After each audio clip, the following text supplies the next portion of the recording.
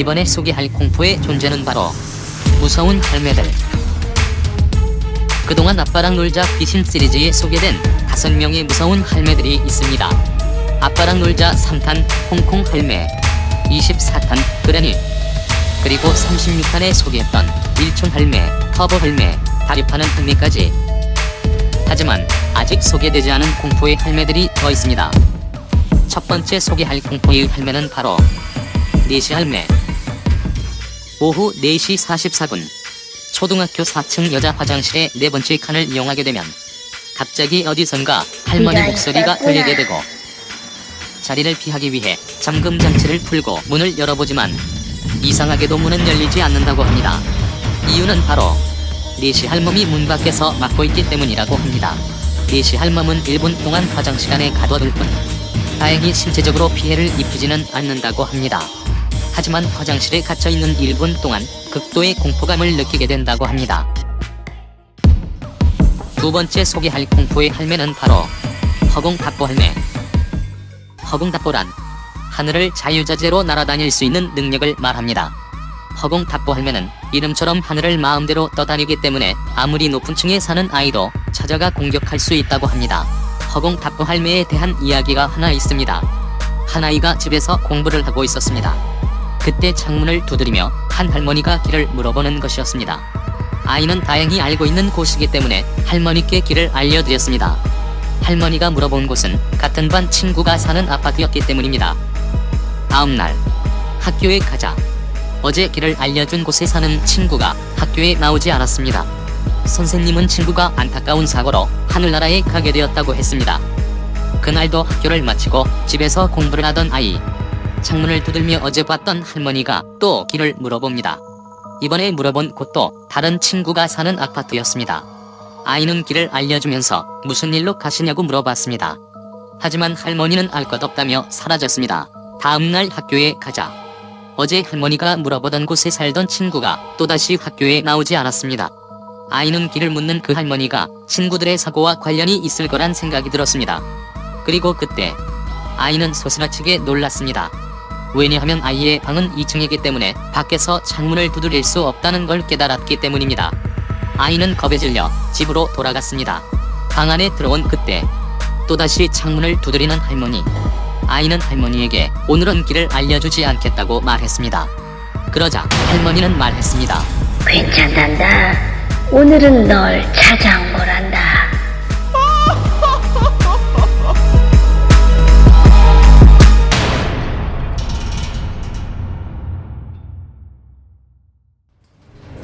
이번에 소개할 공포의 존재는 바로 공포의 박쥐 바이러스. 중국 후베이성의 우한에서 처음 생겨나 전 세계적으로 충격과 공포를 안긴 바이러스가 있었으니 그 이름은 바로 신종 코로나 바이러스입니다. 현재 우한 폐렴으로 불리며 전 세계 곳곳에 확산되고 있는 무서운 바이러스입니다. 신종 코로나 바이러스에 감염되면 고열과 근육 통증 그리고 호흡곤란 증상까지 더해져 심할 경우 사망에 이르게 할 수 있습니다. 더욱이 현재까지 치료제가 개발되지 않았기 때문에 더욱 무서운 바이러스라고 할 수 있습니다. 학자들은 이 무시무시한 바이러스를 인간에게 처음 전파한 동물은 바로 박쥐라고 추측하고 있습니다. 1998년 니파 바이러스, 2003년 사스, 2014년 에볼라 바이러스, 2015년 메르스 또한 최초 전염 원인으로 박쥐를 지목했었습니다. 박쥐는 유일하게 날 수 있는 포유류로 기행 능력 덕분에 전세계 곳곳으로 퍼져나가 다양한 종류로 진화할 수 있었으며 현재 지구상에는 1000종류가 넘는 박쥐들이 존재한다고 합니다.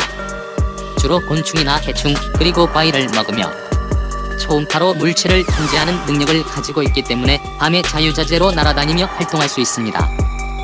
도대체 박쥐는 어떻게 이렇게 무시무시한 바이러스들을 몸에 가지고도 병에 걸리지 않을까요? 이유는 바로 박쥐의 면역체계와 관련이 있다고 합니다. 인간을 포함한 대부분의 포유류는 새로운 바이러스에 감염되면 면역 반응을 일으키는데 그 중에 가장 흔한 반응이 바로 몸의 체온을 올리는 것입니다. 감기에 걸리면 몸에서 열이 나는데 이것이 바로 우리의 면역체계가 새로 들어온 바이러스를 없애기 위해 하는 행동인 것입니다. 그렇기 때문에 면역력이 약해지면 몸에 들어온 바이러스를 없애지 못하고 보통 사람보다 더 큰 고통을 겪게 되는 것입니다. 하지만 박쥐는 신기하게도 이러한 면역 반응을 스스로 억제시키는 능력을 가지고 있다고 합니다. 그래서 새로운 바이러스가 침투했을 때 별다른 면역 반응 없이 바이러스를 자신의 몸에 적응시킬 수 있다고 합니다. 그래서 여러 종류의 바이러스를 몸속에 지니고도 아무 문제 없이 생존할 수 있는 것이라고 합니다. 또한 박쥐는 체온이 다른 포유류보다 2, 3도 높다고 합니다. 때문에 박쥐의 높은 체온에 이미 적응했던 바이러스들은 인간의 일반적인 면역 반응으로는 쉽게 치료될 수 없는 강력한 슈퍼 바이러스가 되는 것이라고 합니다. 박쥐가 지닌 모든 바이러스가 동물과 사람에게 감염시키는 것은 아닙니다. 대부분의 바이러스는 동물에게만 감염시키지만 박쥐의 몸속에 있는 바이러스들 중에 유전자 변형으로 돌연변이가 생겨나게 되면 사람과 동물을 모두 감염시킬 수 있는 인수공통 바이러스로 변하게 되고 이때부터는 인간에게도 감염이 가능한 치명적인 바이러스가 되는 것이라고 합니다. 그렇다고 해서 박쥐가 인간에게 병을 옮기는 나쁜 동물인 것만은 아닙니다. 꽃씨를 옮겨 씨를 퍼뜨리는 역할, 해충을 잡아먹는 역할을 하는 등 생태계가 유지되는 데에도 꼭 필요한 역할을 해오고 있습니다. 박쥐는 인적이 드문 동굴이나 숲속에 서식하지만 지나친 개발로 인해 서식지와 먹이가 줄어들게 되면서 점점 사람이 사는 곳에 자주 나타나게 되었고 이러한 박쥐를 음식으로 먹는 사람들까지 생겨나면서 점점 인간이 박쥐 바이러스에 노출될 확률이 높아지게 된 것입니다. 현재까지 신종 코로나 바이러스의 치료제는 개발되지 않았습니다. 하지만 지키기만 해도 감염 확률이 크게 적어지는 예방법은 있습니다. 30초 이상 비누로 손 자주 씻기, 외출할 때는 꼭 마스크 착용하기, 기침이나 재채기 할 때는 옷소매로 가리고 하기, 안 씻은 손으로 입이나 코, 눈 만지지 않기, 나를 위해 그리고 다른 사람을 위해 꼭 지켜야 하는 예방법들입니다.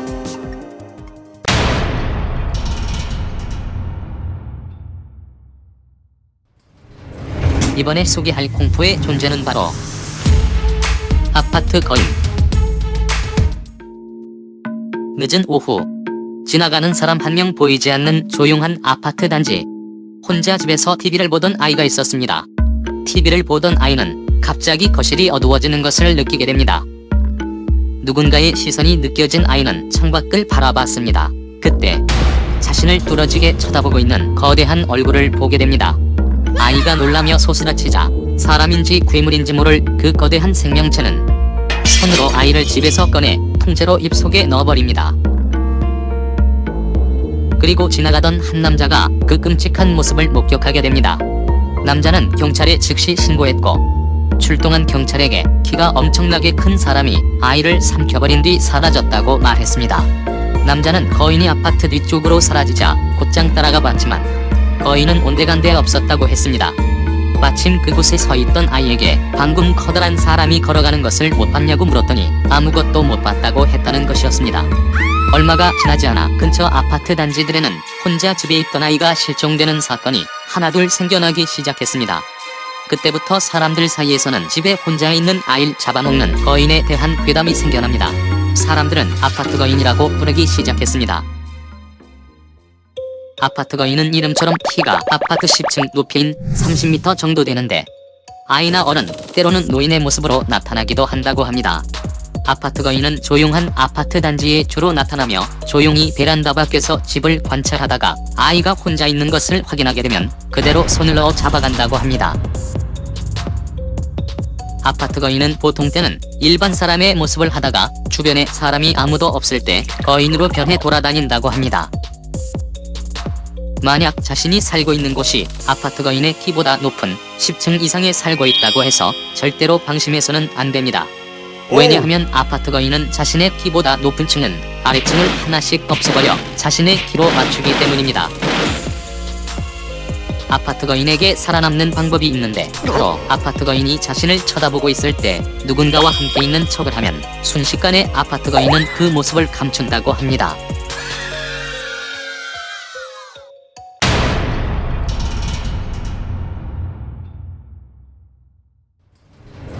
이번에 소개할 공포의 존재는 바로 삐에로 인형.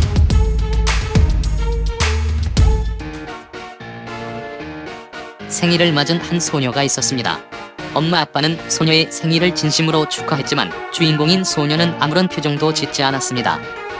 소녀는 태어났을 때부터 잘 울지도 웃지도 않았었고 몇 년이 흐른 지금까지도 다른 사람에게 절대로 자신의 감정을 표현하지 않는 차가운 아이였습니다.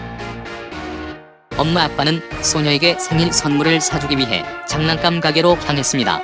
아이는 가게를 둘러보다가 인형 하나를 손에 들고 큰 소리로 웃기 시작했습니다. 소녀가 고른 인형은 섬뜩하게 생긴 삐에로 인형이었습니다. 처음 보는 딸의 해맑은 웃음에 엄마는 무척이나 신기해했고 당장 사주기로 마음먹었습니다. 엄마가 인형을 계산대에 올려놓자 갑자기 가게 주인이 곤란한 표정을 짓기 시작했습니다. 그리고는 이 인형은 진열만 할 뿐 팔지 않는 것이라고 했습니다. 엄마는 왜 안 파냐며 주인에게 묻자 주인은 대답했습니다.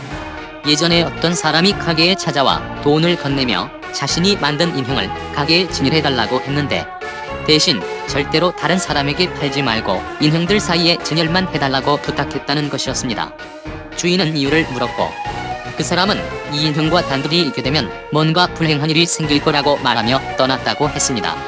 그래서 주인은 그때부터 쭉 그 삐에로 인형을 팔지 않고 진열만 해왔다고 했습니다.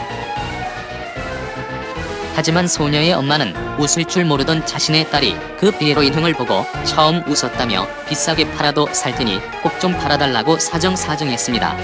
결국 주인은 엄마의 부탁을 뿌리치지 못하고 인형을 팔게 됩니다. 가게 주인은 다시 한번 인형을 절대로 아이와 단둘이 두지 말라며 당부했습니다. 삐에로 인형을 얻은 소녀는 무척이나 기뻐했습니다. 집에 돌아온 엄마는 가게 주인의 말이 자꾸만 생각났고 소녀에게 엄마가 함께 있을 때만 거실에서 인형과 놀기로 약속했습니다. 소녀는 그날 밤 늦게까지 거실에서 인형과 놀다 잠이 들었습니다. 다음날 눈 뜨자마자 소녀는 삐에로 인형과 놀았고 엄마는 행복해하는 소녀를 보며 사주길 잘했다고 생각했습니다. 그때 엄마에게 걸려오는 전화 한 통. 남편이 교통사고를 당했다는 연락이었습니다. 너무 놀란 엄마는 아이에게 잠시만 집에 있으라고 한 뒤 정신없이 병원으로 향했습니다. 가는 내내 남편이 크게 다치지 않았기를 기도했습니다. 병원으로 가고 있던 엄마에게 전화가 걸려옵니다. 바로 남편이었습니다. 사고로 잠깐 정신을 잃었을 뿐 다친 곳은 없다며 걱정 말고 집으로 돌아가라고 했습니다. 남편의 전화를 받고 그제서야 정신을 차린 엄마는 집에 혼자 두고 온 딸이 걱정되었고 서둘러 집으로 향했습니다. 집에 도착하자 엄마는 딸을 부르며 거실로 들어섰습니다. 그리고 그때 피로 물든 소파 위에 앉아있는 삐에로 인형과 눈이 마주치게 됩니다. 삐에로 인형은 말했습니다.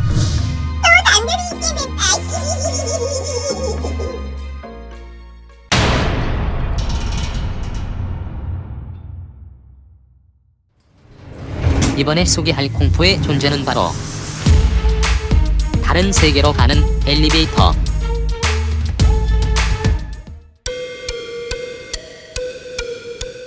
여러분이 지금 살고 있는 세계가 아닌 다른 세계가 존재하고 있다면 그곳은 과연 어떤 곳일까요? 아빠랑 놀자 소름창고 오타는 현실 세계에서 다른 세계로 가는 방법에 대한 도시전설입니다. 바로 우리가 주변에서 흔히 볼 수 있는 엘리베이터를 통해 말입니다. 도시전설에 따르면 엘리베이터를 이용해 다른 세계로 가기 위해서는 다음 두 가지 조건을 만족해야 합니다. 첫 번째 조건은 10층 이상 갈 수 있는 엘리베이터로 해야 한다는 것입니다. 다른 세계와 연결되는 층이 바로 10층이기 때문에 10층 버튼이 없다면 갈 수 없게 되기 때문입니다. 두 번째 조건은 엘리베이터에 혼자만 타야 한다는 것입니다. 다른 세계에는 다른 사람과 함께 갈 수 없기 때문입니다.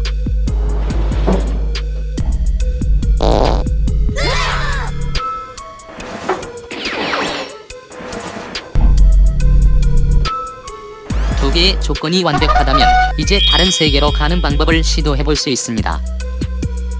먼저 1층에서 엘리베이터를 타고 4층을 누릅니다. 엘리베이터가 4층에 도착하면 다시 2층을 누릅니다. 2층에 도착하면 다시 6층으로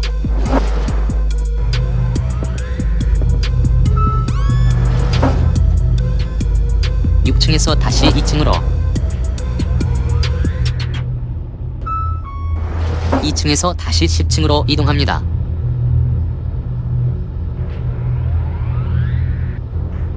지금까지의 과정 중에 만약 누군가 엘리베이터에 타게 된다면 처음부터 다시 시작해야 한다고 합니다. 엘리베이터가 10층에 도착하면 다시 5층을 누릅니다. 엘리베이터가 5층에 도착하고 문이 열리면 젊은 여자 한 명이 타게 되는데, 이때 절대로 이 여자를 뒤돌아서 쳐다보면 안 된다고 합니다. 왜냐하면 이 여자는 사람이 아니기 때문입니다. 엘리베이터 문이 닫히면 이제 마지막으로 1층을 누릅니다. 그러면 신기하게도 엘리베이터는 위로 올라가게 되고 10층에서 멈추게 됩니다. 엘리베이터 문이 열리며 눈앞에 펼쳐지는 세상이 바로 다른 세상이라고 합니다. 이 방법을 통해 진짜로 다른 세계에 가봤다는 어떤 사람의 얘기에 따르면 그곳은 암흑처럼 컴컴하고 모든 게 파괴되어 오직 자기 자신만 존재하는 세상이었다고 합니다. 또 어떤 사람은 그곳에는 이미 또 다른 내가 존재하는데 자신을 보자마자 없애버리기 위해 쫓아왔다고 했습니다. 결국 다른 세계는 지금 살고 있는 세상보다 더 무섭고 쓸쓸한 곳이라는 얘기였습니다. 다른 세계에 들어가게 되면 계속 그곳에서 살아야 하는 것일까요?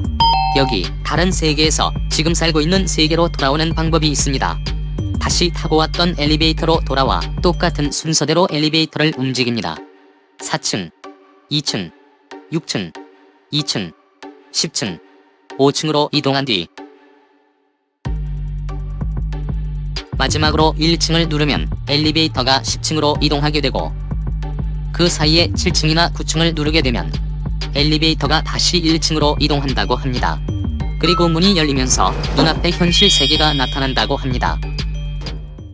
하지만 여러분, 아무리 궁금하다고 해도 절대로 따라해선 안 됩니다. 왜냐하면 혹시라도 엘리베이터가 고장을 일으켜 컴컴한 엘리베이터 안에 갇혀 극강의 공포를 느낄 수도, 또는 엘리베이터가 추락해 진짜로 영영 지하 세계에서 살게 될지도 모르니까요.